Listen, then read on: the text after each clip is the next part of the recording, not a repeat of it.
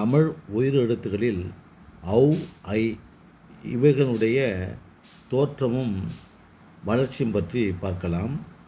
தமிழில் உள்ள 12 உயிர் எழுத்துக்களில் ஐயும் ஔவும் சிறப்பு எழுத்துக்கள்.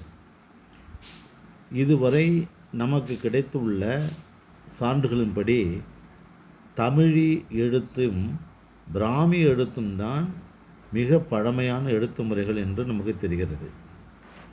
அந்த தமிழி எழுத்து முறையில் ஏ, ஐ, ஓ, ஔ இந்த 4 எழுத்துகளும் இல்லை, உயிர் எழுத்துக்களில்.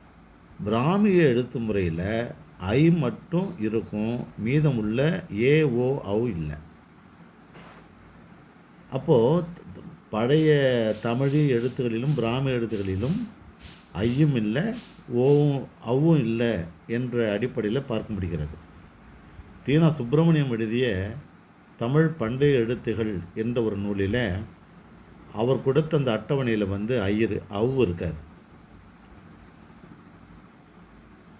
அதுபோல் தினமலர் ஆசிரியர் இரா கிருஷ்ணமூர்த்தி எழுதிய பிற்கால தமிழ் வட்டெழுத்து என்ற ஒரு நூலில் அவர் அந்த பிற்கால தமிழ் வட்டெழுத்தை ஒரு அட்டவணையில் குறிக்கிறார்.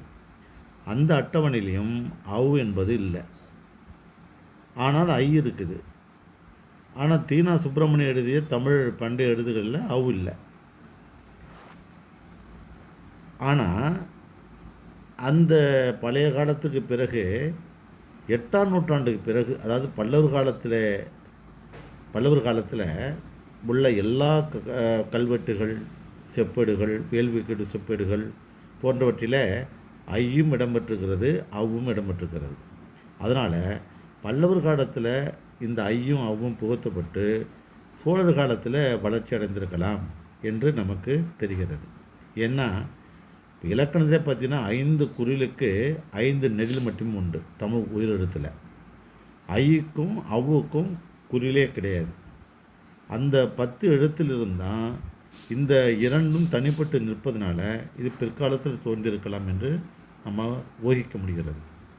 நன்னூல் ஆசிரியர் கூட பவனந்தி முனிவர் ஐக்கும் ஔவுக்கும் குறில் எழுத்து இல்லாத காரணத்தினால ஐக்கு ஈ என்பது குறிலாகவும் ஔவுக்கு ஊ என்பது குறிலாகவும் கொள்ளுகிறார். ஐ, ஔ, ஈவு செறிய முதலெழுத்து இவ்விரண்டு ஓரினமாய் வரன்முறையே என்று நூற்பா 71 சொல்லுகிறார். எனவே ஔ, ஐ எழுத்தினுடைய காலம் பிற்கால காலம் என்று